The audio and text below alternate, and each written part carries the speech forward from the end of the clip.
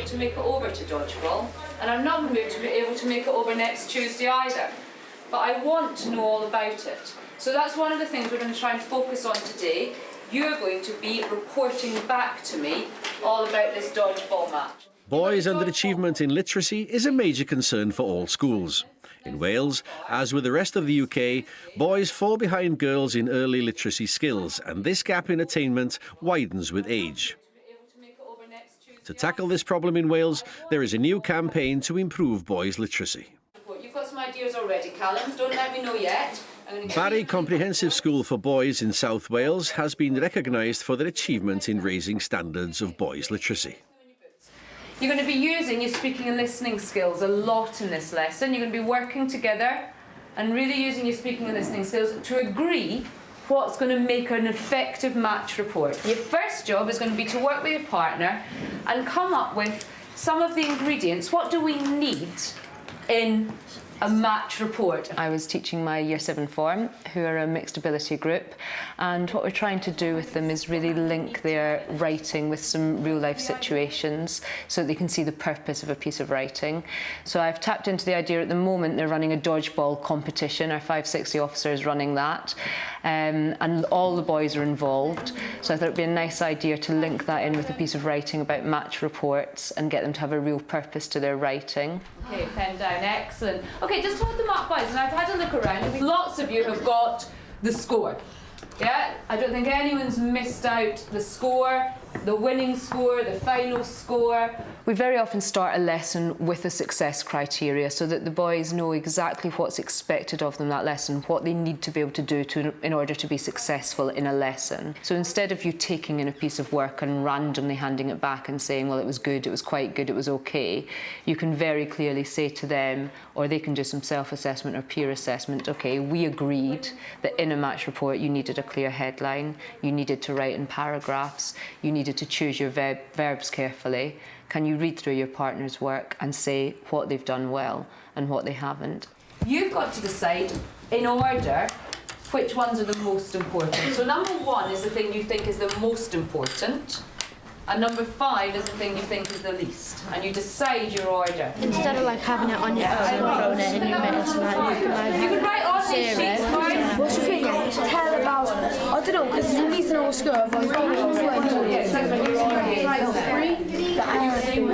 I try and build in a lot of time where they can talk to their partners or they can work in groups before they're asked to respond to me or before they're asked to start a task. I think letting them talk about what they're doing is an absolutely vital part of the lesson. All too often, I think we set them a task and then expect them to sit in silence and start working on it. It's not something that we would want to do.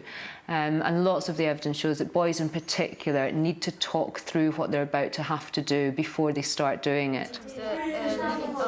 But that part of social interaction also helps you manage the class because they will talk anyway. So you building it into your lesson and telling them to talk for 5 minutes and come up with an answer is the only sensible way of doing it. The strategies used in this English department are applicable in Welsh medium, bilingual and primary schools. Has anyone got one thing that they think is a really good addition that I've missed out when I've put those lists together? You've added an extra one, you talked to your partners about an extra one. Bradley? An exciting and bold headline to make the reader want to see that headline to carry on reading. We work very hard at linking their reading and writing together. I think it's very important that the boys have got a model for what you're expecting them to write. They like to have something fairly tangible, and often a written task without very clear guidelines or frameworks can be quite intangible, and they need to have fairly clear guidelines to know what they need to achieve. I just like cool to write about, like, say, adventure type stuff. I like writing about through stories, like you see through other people's eyes from like birth and then like through their lives. I like writing about made up stories, like fictional things, because anything can really happen. Well, I like writing about like fantasies and like supernatural things. I enjoy the creative writing because I have like a really creative mind. I like making stuff up on spots. I like to write about like, I don't know what I like to write about. I've got a fictional match report here. from one of the Harry Potter books. John, can you start us off, and then I'll ask some other volunteers. Excellent to see you all volunteering. Thank you, boys. Reading out loud is something that a lot of people think, the boys aren't going to want to do that, they'll be too self-conscious. They're actually come up from primary school more often than not quite confident about reading aloud. The idea with it is to be fairly sensitive, so if you've got a longer passage, you'll maybe choose a stronger reader and allow the less able reader a short passage so that they're engaged in the lesson, and of course they've practiced their fluency. But actually the silent reading, or they're reading through something on their own, they don't engage with half as much as when they get to read it aloud. Libraries in Wales play a key role in the campaign to improve boys' literacy. Today at Aberkenfig Library near Bridgend, football poet Crispin Thomas is visiting boys from Bryn Teg Comprehensive School. OK, it's called Football Stuff. It's not too powerful at the back, is it? This is a poem about football stuff. I don't know about you guys, but I've had enough. Stuff about wages and transfer fees. Stuff about the newspaper saying what they please. Stuff, stuff, stuff. I'm talking about football stuff. I said stuff, stuff, stuff. I'm talking about football stuff. We received a grant to work with boys aged 12 to 14. So we had to put in place then a project that would attract boys, would motivate boys. Use up to 7 syllables to tell me why is football so popular, so big, so expensive, so enormous. Why does everybody go to it? You can play with your friends. You can play it with your friends. It's brilliant. If their parents don't bring them into libraries from a young age, they might never come across the door of a library. So we try and encourage schools to bring them in for class visits or for events. We'll have authors, visiting authors, storytellers, any kind of activity that will bring them into the library, perhaps with their school. So this is a haiku.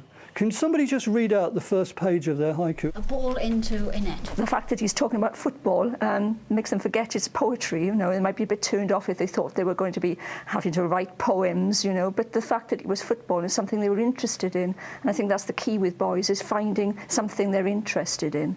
And hopefully then that they will think, well, I can read about that, I can find out about that, and that will encourage them to read. Hitting a ball with your foot. Hitting it with your foot. Try to stock the kinds of books that will attract them, and reading at all levels as well. Yes, there are some lads who are struggling with their reading, so we try to have books that have got what we call a sort of high interest, but perhaps a lower reading age, so that, they can find that, I can read this book. My favourite book is usually Anthony Harwood's books. Anything really. I like mostly non-fiction because I like to learn things. I mainly like Star Wars novels like The Adventures of Lando Clarison. Football magazines. My favourite book is about Liverpool 2009. Probably like the Harry Potter books. They're quite mysterious and just fun to read. Wayne Rooney's biography, because he's my favourite football player. I like autobiographies. I like reading about what they've what happened in their life. Guinness Book of Records, 2009. Probably the Harry Potter series, because I just love imaginary places. Back in the classroom, the pupils are looking at the different voices in the poem Dear Mam by Penny Windsor. What we're going to do is we're going to think about what's really going on, what people are saying in this poem, what Mam and Charlotte are saying to each other without words. Mam, disco at the rank, stay in a Kate. Is this okay? P.S. Can I have my pocket money? Sean, please take dog out. I think being a single-sex school, we're quite lucky in that we can really select materials that we know are going to be of interest to boys, and we can tailor our teaching strategies to reflect the boys' needs. So, for example, chunking things up into shorter activities, introduce an element of competition and challenge in reading tasks and writing tasks, and also really focusing on what boys enjoy. Let's have a go at reading this poem together, each of you taking a different voice. And I want you to think about what voice you would hear. Okay, when you read the poem, what do you hear? So think about your tone of voice. Something that we're quite keen on doing here is to actually allow pupils to speak through their text before they're asked to write it. So maybe prepare a bullet point plan or an outline or a mind map in advance, then talk to the partner about it, and then actually to start writing it once they've had plenty of opportunity to discuss their ideas, tend to be more confident at speaking and listening than at writing. Ma'am, broke bottle of wine. Sorry. Smells lovely. Gareth called. I said no. More spot cream, please, and gel. Dogs weren't allowed. Getting the boys to role play really got them motivated there. There was a challenge. They knew somebody was going to be picked. So, you know, they all wanted to have a go at really practising, focusing on that, to have a chance of doing it. And then improving their speaking and listening skills at the same time, hopefully learning to project their voices, having that confidence. See you soon. Love, Sian. Love, Mum. Lovely boys. I think one of the main problems with boys' literacy is that they perhaps don't see reading and writing as valuable skills, and I think there's a lack of male role models really in actually showing that this is a manly activity. I think boys often think this is reading is something that girls do. To challenge stereotypes to reading, the school regularly holds a Real Men Read Day. Today, Mr Hutton, the PE teacher, is guest speaker in tutorial. Alright lads, when I was your age, I enjoyed reading, but a lot of the time I got bored by reading the same old things. So my English teacher saw this, and he said, there's lots of different things you can read that are interesting. Today I'm going to read you a little bit of my favourite player. It's called Alan Shearer. Has anyone heard of Alan Shearer? Yeah. The greatest number 9 of all time, the greatest centre forward of all time. Often it's been suggested that I'm very single-minded, even bloody-minded individual.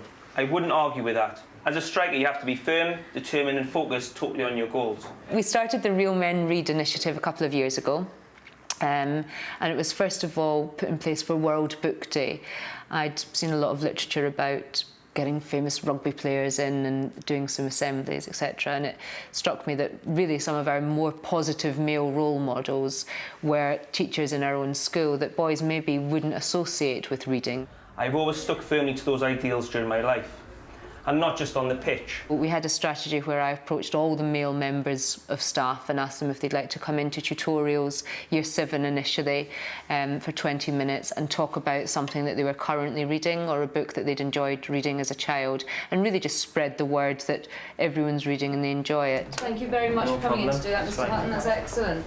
Motivating boys to read is one of the big problems really, that I think, you know, if you tell them they're reading, that they can often see that as a punishment rather than a reward. So we really try and encourage boys to see reading as a reward. You are going to have your first 5-10 minutes reading time. Very nice to see lots of you have brought in your own book. One of the things that we encourage is for them to have with them a private reading book, and we give them real choice and ownership of that they can bring in Match magazine, Guinness Book of Records or the novel that they're reading at home. There's no right or wrong thing to be reading. The English department are very proactive in tackling literacy. I think we're aware that it's our responsibility in a way to ensure that our pupils are able to read and write effectively as soon as possible. English is actually the best performing course subject at the moment in the school, which would seem to be against a national trend. And I think it's because we're so aware of it being an issue that we've got so many strategies in place. And as an English department, we work together with the whole school and with the senior management team to make sure that we're doing everything we can to counter that trend.